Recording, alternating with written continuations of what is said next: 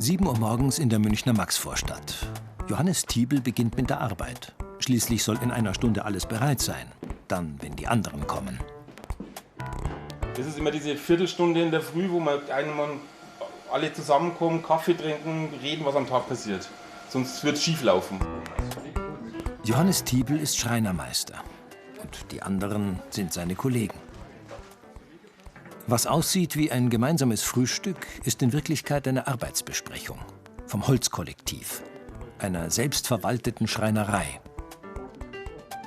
Ganz wichtig für mich ist, dass es sozusagen eine Form der Arbeit ist, wo ich mitbestimmen kann, also wo ich nicht Befehlsempfänger bin, sondern eigentlich, also jetzt auch keine Befehle austeilen kann, aber wo ich mit anderen Leuten zusammen meinen Arbeitsalltag gestalte. Gemeinsam wirtschaften, solidarisch und ohne Hierarchien. Das ist seit über 30 Jahren das Ziel der Schreinerei. Ihr Spezialgebiet: Restaurierung und Denkmalschutz. Aber auch Möbel stellen die Schreiner her. Mittlerweile arbeiten mehr als 12 Leute in dem Kollektiv. Da gibt es Auszubildende, Angestellte und die 4 Kollektivisten.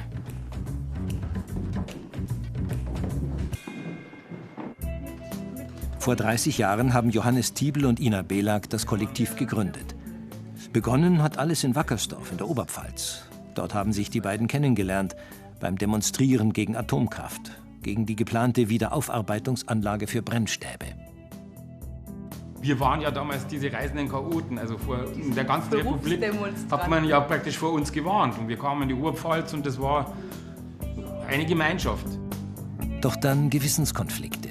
Die eigenen Überzeugungen ließen sich für Johannes Tiebl nicht mehr mit seinem Job vereinbaren. Ich habe auf der Messe gearbeitet und einen Messestand aufgebaut für eine Firma, die für Wackersdorf was gebaut hat. Die Technologie. Und für mich ging das halt dann einfach nicht mehr zusammen. Ich kann nicht unter der Woche praktisch in Hannover einen Stand aufbauen für eine Firma für Wackersdorf und am Wochenende nach Wackersdorf fahren und den Bauzau stürmen. Ein klassisches also das hat Dilemma, nicht gepasst. würde ich mal sagen. Genau. Deshalb hat er damals seinen Job gekündigt und mit Ina Belag das Kollektiv ins Leben gerufen. Nach und nach kamen immer mehr Schreiner dazu. Sie wollten ihr Leben und ihre Arbeit selbst in die Hand nehmen. Die Jüngeren vom Kollektiv arbeiten heute am Kaiserplatz, an einem denkmalgeschützten Altbau. Es ist einer der größten Aufträge in der Firmengeschichte. Sie restaurieren die Fenster, ohne giftige Lacke und Lösungsmittel. Eine mühsame Arbeit. Der Aufwand lohnt sich schon. Die Fenster haben jetzt 100 Jahre gehalten. Also es ist, glaube ich, 1896 wurde das Haus gebaut, also 120 Jahre fast schon. Und wenn man die jetzt so wieder herrichtet, wie wir das machen, dann sollten die auch nochmal 100 Jahre halten. Fabian Baumgartner ist Schreinermeister und liebt seine Arbeit beim Kollektiv. Dennoch ist er nur angestellt. Ins Kollektiv will er nicht eintreten. Aus Angst vor der Verantwortung?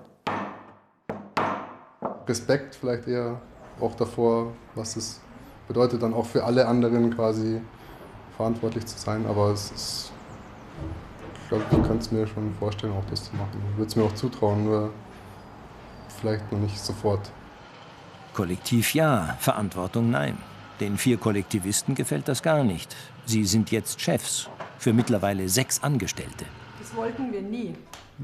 Also für uns war einfach klar, das steht auch von Anfang an, stand es fest, dass wir versuchen, die Arbeitsplätze, also das zu erwirtschaften, dass noch mehr Arbeitsplätze da sind, aber für Kollektivisten. Wir wollten keine Angestellten haben, nie.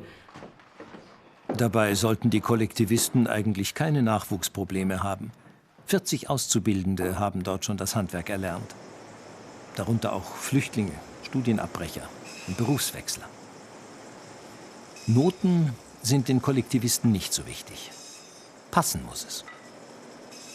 Bei Silvia Ziegler war das so.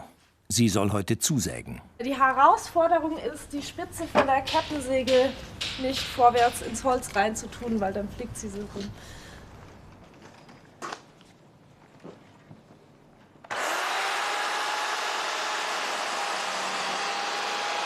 Auch wenn man es noch nicht sehen kann, aus dem Holz sollen bald Fenster werden. Für den Altbau am Kaiserplatz.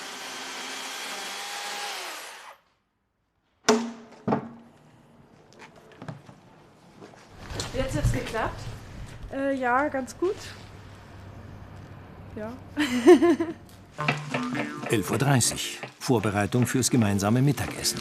Ja, also ich finde es wirklich super, dass es eben vom Holzkollektiv aus so ist, dass man zusammen Mittag isst.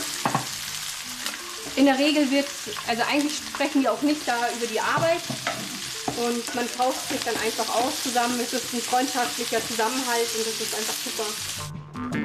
Heute hat Isabella Jurevicius das Kochen übernommen. Meistens kümmern sich die Auszubildenden um das Mittagessen, aber letztlich ist jeder mal dran. Bezahlt wird das Ganze vom Kollektiv. Für das Betriebswirtschaftliche sind die 4 Chefkollektivisten zuständig. Bei jedem Auftrag müssen sie sich einig werden über den Preis. Das ist aufwendig, aber es funktioniert. Heute berechnen Johannes Tiebel und sein Kollege Michael Drescher ein Angebot. Nicht zu teuer soll es sein und nicht zu billig. Es ist ja nicht so, dass wir jetzt hier Aufträgen hinterherrennen, sondern die Leute kommen mittlerweile zu uns und wir sind eigentlich voll. Also wir haben gut Aufträge und müssen jetzt nicht jedem hinterherrennen oder so.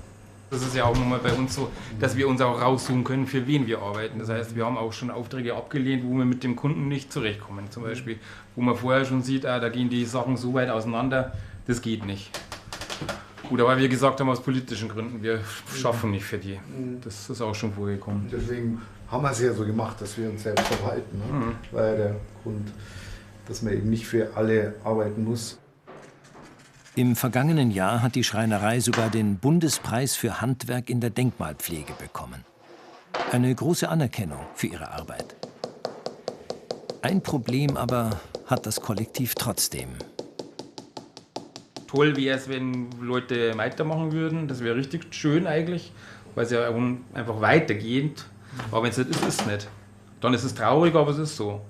Und man müsste ja auch probieren, oder wir müssen ja auch probieren, oder wir müssen es auch wieder mal angehen. Wir müssen den Leuten das auch anbieten, dass sie ins Kollektiv gehen. Also einfach immer wieder diese Frage wiederholen. Vielleicht auch einfach mal geschert sagen, ja, warum gehst du eigentlich nicht rein? Dauerangestellter kannst du ja auch nicht bleiben bei uns. Wie es in Zukunft weitergeht, ist also noch nicht klar. Doch heute erstmal Feierabend.